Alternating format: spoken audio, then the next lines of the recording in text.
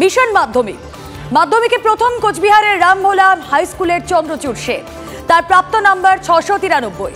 মাধ্যমিকের দ্বিতীয় পুরুলিয়া জেলা স্কুলের সাম্যপ্রিয়র প্রাপ্ত নম্বর 692। মাধ্যমিকের তৃতীয় স্থানে রয়েছেন তিনজন। যুগ্মভাবে তৃতীয় হয়েছে বালুরঘাট হাই স্কুলের উদয়ন প্রসাদ, বীরভূমের নিউ ইন্টিগ্রেটেড গভর্নমেন্ট স্কুলের পুষ্পিতা মাসুরি এবং নরেন্দ্রপুর রামকৃষ্ণ মিশনের নৈরিত পাল। চতুর্থ স্থানে কামারপুকুর রামকৃষ্ণ মিশনের তপজ্যোতি মণ্ডল। পঞ্চম স্থানে পূর্ব বর্ধমানের পারুলডাঙ্গা নসরতপুর হাই স্কুলের ছাত্র অর্ঘদীপ বসাক।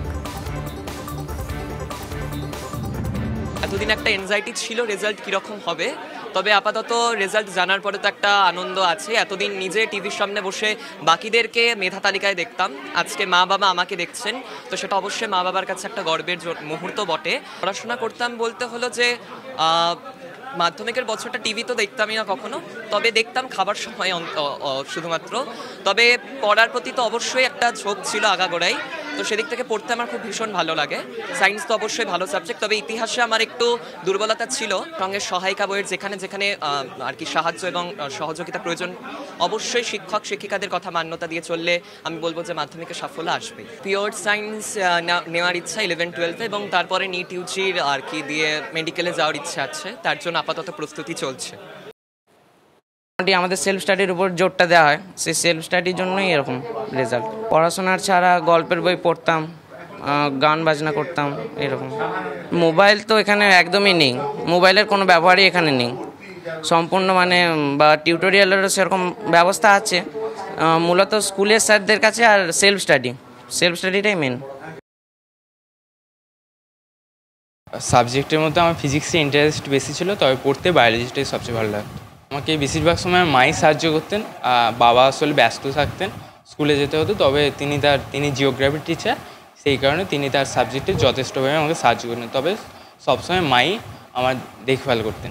পরিশ্রম করলে সাফল্য পাওয়া যাবে, এটা মূল মন্ত্র। তবে হার্ডওয়ার্কের চেয়েও বেশি স্মার্ট ওয়ার্কের উপর জোর দিতে হবে এবং নির্দিষ্ট টাইম শিডিউল মেনে যদি পড়াশোনা করা যায় তবে সাফল্য অবধারিতভাবেই পাওয়া যাবে। আমার গান করতে ভালো লাগতো, তাছাড়া কবিতা আবৃত্তিও শিখতাম এবং ড্রয়িং করতাম। এবার একটি তথ্য আপনাদের দিই। মাধ্যমিকের ফল প্রকাশের যোগ্যতা বিতর্ক 2016-তে নিয়োগপ্রাপ্ত শিক্ষকেরাই জড়িয়েছিলেন এই মূল্যায়নের সঙ্গে। তাদেরই হাইকোর্টের নির্দেশে চাকরি বাতিল।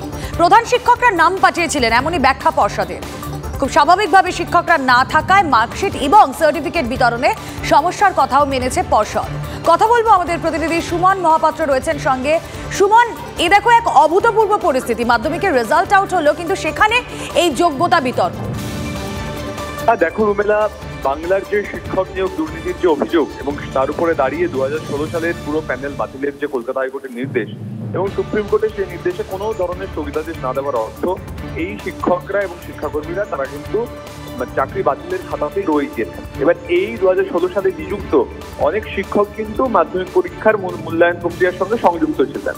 সেক্ষেত্রে প্রশ্ন উঠছে, শিক্ষামহল থেকে বিরোধীরা প্রশ্ন তুলছেন যে আপাতত যাদেরকে অযোগ্য হিসেবে চিহ্নিত করে দিয়েছে কোর্ট, কারণ তাদের চাকরি বাতিল হয়েছে, যেহেতু পুরো প্রসেসটা বেআইনি ছিল, সেই বেআইনি প্রসেসের ফলে যারা চাকরি পেয়েছিলেন তারা মাধ্যমিকের মূল্যায়ন করলেন, এটা কতটা যুক্তিযুক্ত?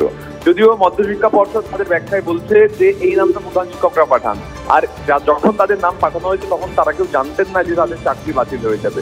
তবু ওই হয় না যে পুরো প্রসেসটা ভালো করে হলো, মাধ্যমিকের রেজাল্ট বেরোলো, এত চারিদিকে আনন্দ, তার মধ্যেও কোথাও কিন্তু এই খুঁতটা থেকে গেল যে অযোগ্য চাকরি বাতিল হয়েছে যে শিক্ষকদের, কারণ অযোগ্য প্রক্রিয়ার জন্য তারা এই প্রক্রিয়ার মূল্যায়নের অংশ ছিল। অনেক ধন্যবাদ। আমরা কথা বলছিলাম, সুমন মহাপাত্র ছিলেন প্রতিনিধির সঙ্গে। পর্ষদের তরফ থেকে কি ব্যাখ্যা, পর্ষদ সভাপতির রিয়াকশন শোনাবো আপনাদের।